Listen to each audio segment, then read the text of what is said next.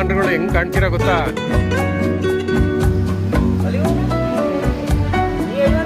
ಎಲ್ಲ ಗೌಡ್ರುಗಳ್ಗೆ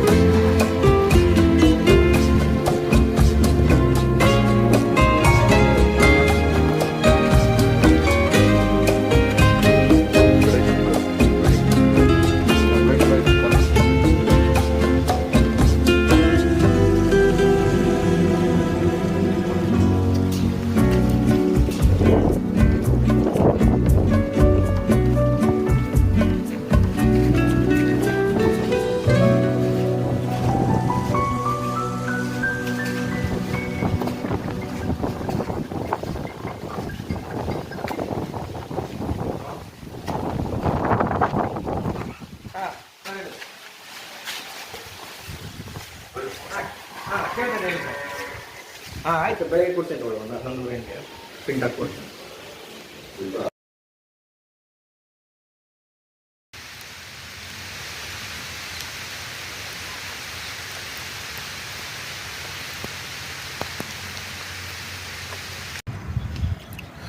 ಅಲ್ಲಿ ಎಲ್ಲ ಸೆಟಪ್ ಮಾಡ್ಬೋದು, ಎಲ್ಲ ಮಾಡ್ಬೋದು. ಹಾಂ ಹಾಂ ಕೆಳಗಿಳಿ ಸರ್ ಸ್ವಲ್ಪ. ಹ್ಞೂ ಅಲ್ಲಿ ಮಾಡ್ಕೊಂಡು ತಗೊಂಡೋಗಿ ಇದೆಲ್ಲ ಮಾಡ್ಕೊಂಡು. ಹಾಂ ಹಂಗಿದ್ರೆ ಹೋಗ್ಬೋದಲ್ಲ, ಸೂಪರಾಗಿರುತ್ತೆ. ನೋಡಪ್ಪ ಸರಿಯಾಗಿ ಕೂತ್ಕೊಂಬಿಟ್ಟು ಆರಾಮಾಗಿ ನನ್ನ ನೀನು ಆರಾಮಾಗಿ. ನಮ್ಗೆ ಕೂರಕ್ಕಾಗಲ್ಲ ಅಂತಲೇ ಹೇಳೋದು, ಪ್ರಾಬ್ಲಮ್ ಅದು.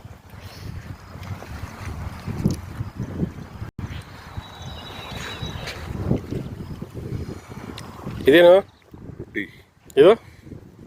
ಅದು ಚಟ್ನಿ. ಚಟ್ನಿ, ರೊಟ್ಟಿಗೆ ಚಟ್ನಿ. ನೀ ಏನು ತಿಂತಿದ್ಯಪ್ಪ? ಇದು ಬೀನ್ಸಾ? ಅಲ್ಲಲ್ಲ, ಬೀನ್ಸ್ ಪಲ್ಯ, ಪಲ್ಯ.